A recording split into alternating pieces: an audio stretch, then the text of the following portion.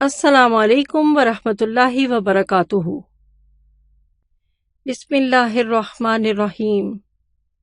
رب اشرح لی صدری ویسر لی امری واحلل عقدۃ من لسانی یفقہوا قولی واجعل لی وزیرا من اہلی۔ لیسن شروع کرنے سے پہلے ہم اپنی نیت کی تجدید کر لیں۔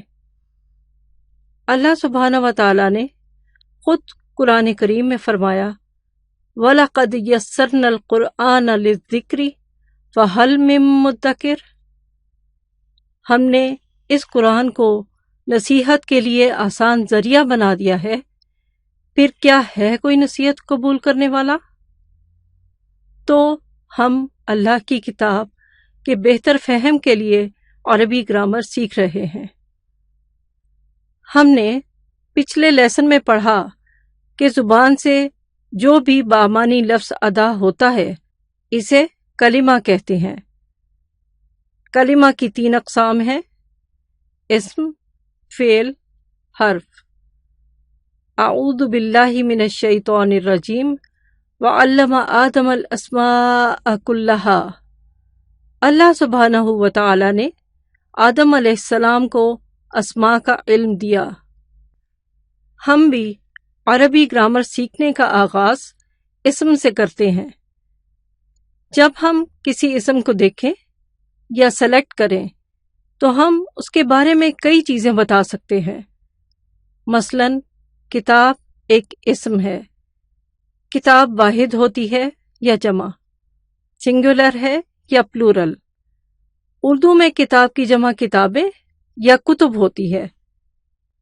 اردو اور انگلش میں ایک کے لیے واحد یعنی سنگولر اور ایک سے زیادہ کے لیے جمع یا پلورل کا لفظ بولا جاتا ہے، جبکہ عربی زبان میں سنگولر کے لیے واحد، 2 کے لیے تثنیہ اور 2 سے زیادہ کے لیے الگ لفظ استعمال ہوتا ہے۔ کتاب کو ہم کہہ سکتے ہیں کہ یہ واحد یعنی سنگولر ہے۔ پھر یہ کہ کتاب میل ہے یا فیمیل، مذکر ہے یا مؤنث۔ اگر اردو میں کتاب کی بات کریں تو کتاب میز پر رکھی ہے، کتاب پڑھی جاتی ہے، یعنی اسے اردو میں فیمیل کہا جائے گا۔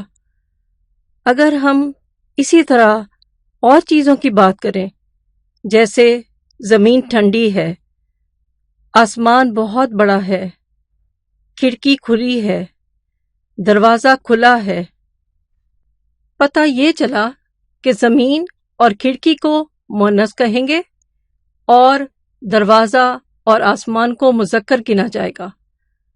اسی طرح عربی زبان میں بھی چیزیں مذکر یا مؤنث ہوتی ہیں۔ ذرا مجھے کوئی پینسل دیجیے گا۔ میں نے کوئی بھی پینسل مانگی ہے۔ اگر میں کہوں مجھے وہ پینسل دیں جو میز پہ رکھی ہے تو میں نے ایک خاص پینسل مانگی ہے، جیسے اے بک یا اینی بک، کوئی بھی کتاب۔ جب میں کہوں دا بک تو وہ خاص کتاب ہے۔ عام میں تو کوئی بھی کتاب ہو سکتی ہے، خاص ہے تو دا بک۔ یہ ساری چیزیں وہ ہیں جو ہم اردو یا انگلش میں بولتے ہیں۔ اب آپ کتاب کا عدد بتا سکتے ہیں، اس کی جنس بتا سکتے ہیں، اس کی وسعت بتا سکتے ہیں، یعنی یہ کہ وہ عام ہے یا خاص، نکرہ ہے یا معرفہ، کامن ہے یا پراپر۔ اسے وسعت کیوں کہتے ہیں؟ اسے ایسے سمجھ سکتے ہیں، اگر میں سوال کروں کہ کوئی بھی اسٹوڈنٹ جواب دے تو سارے اس میں شامل ہو گئے، کوئی بھی ایک جواب دے۔ اگر میں کہتی ہوں حفصہ جواب دے تو کسی خاص کی طرف اشارہ ہو گیا، یعنی کسی خاص پرٹیکولر اسٹوڈنٹ کی بات کر رہے ہیں، تو یہ بات بالکل نیرو ڈاؤن ہو کر فوکسڈ ہو جاتی ہے۔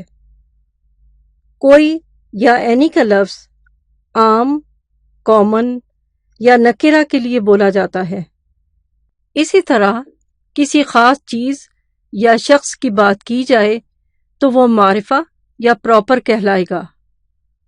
عربی زبان میں ان سب کے علاوہ ایک اور چیز ہوتی ہے جو سب سے امپورٹنٹ ہے، اور وہ ہے اعرابی حالت، یعنی کسی بھی اسم کی اعرابی حالت۔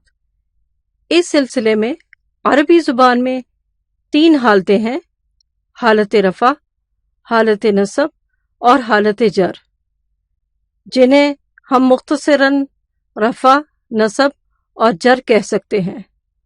کسی بھی اسم کے آخری حرف پر جو حرکت ہو، خواہ وہ 2 زبر ہوں، 2 زیر ہوں، 2 پیش ہوں یا سنگل زبر زیر پیش ہو، اسے اسم کی اعرابی حالت کہتے ہیں۔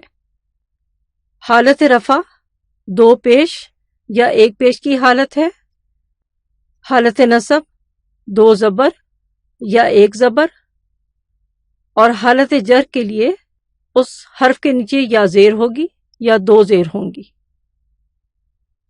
اگر ہم قرآن سے کوئی بھی لفظ پک کریں تو وہ اسم ہوگا یا فعل یا کوئی حرف ہوگا۔ ہم اسم کو پہچانیں گے کیسے؟ اس کے لیے انہی الفاظ کی طرف لوٹتے ہیں جو ہم نے پہلے لیسن میں دیکھے تھے: قلم، رسول، نور، کتاب، انسان، رب۔ ان سب الفاظ میں کیا چیز کامن ہے؟ جی بالکل ٹھیک، ہر لفظ کے آخری حرف پر تنوین ہے، تنوین ایٹ دا اینڈ۔ ہم پڑھ چکے ہیں 2 زبر، 2 زیر، 2 پیش کو تنوین کہتے ہیں۔ لفظ کے آخری حرف کی حرکت کو اسم کی اعرابی حالت کہتے ہیں۔ جس لفظ کے اینڈ پر تنوین یعنی 2 پیش، 2 زبر یا 2 زیر ہوں، آپ سمجھ لیجئے کہ یہ 100% اسم ہے۔ تنوین اسم کی خاص پہچان ہے۔ اب آپ اپنا پہلا پارہ الف لام میم کھول لیجئے اور اسم تلاش کریں۔ سورہ البقرہ آیت نمبر 5 دیکھیے: اولئک علی ھدی من ربہم۔ ھدن پر 2 زبر ہیں، انہیں بلیو پینسل سے کلر کر لیں۔ آیت نمبر 6 سواء، حمزہ کے اوپر 2 پیش، ان کو بھی بلو کلر کر لیں۔ آیت نمبر 7 میں غشاوۃ، گول تا پر تنوین یعنی 2 پیش، عذاب، پھر عظیم۔ آگے آیت نمبر 10 میں مرض، اس پر بھی تنوین ہے۔ اسی آیت میں عذاب اور علیم۔ اسی طرح پورے پارہ میں سے تنوین کو پہچانیے اور تنوین کو بلو کرتے جائیں۔ تنوین کی کلر کوڈنگ مکمل کر لیں، یہی آپ کا اس لیسن کا ہوم ورک ہے۔ اس لیسن میں آپ نے کلمہ کی پہلی قسم، اسم کا تعارف پڑھا اور اس کے عدد، جنس، وسعت اور اعرابی حالت کے بارے میں مختصراً جانا۔ آئندہ انہی ٹاپکس کو ہم الگ الگ تفصیل سے دیکھیں گے انشاءاللہ۔ سبحانک اللہم و بحمدک، اشہد ان لا الہ الا انت، استغفرک و اتوب الیک۔ السلام علیکم ورحمۃ اللہ وبرکاتہ۔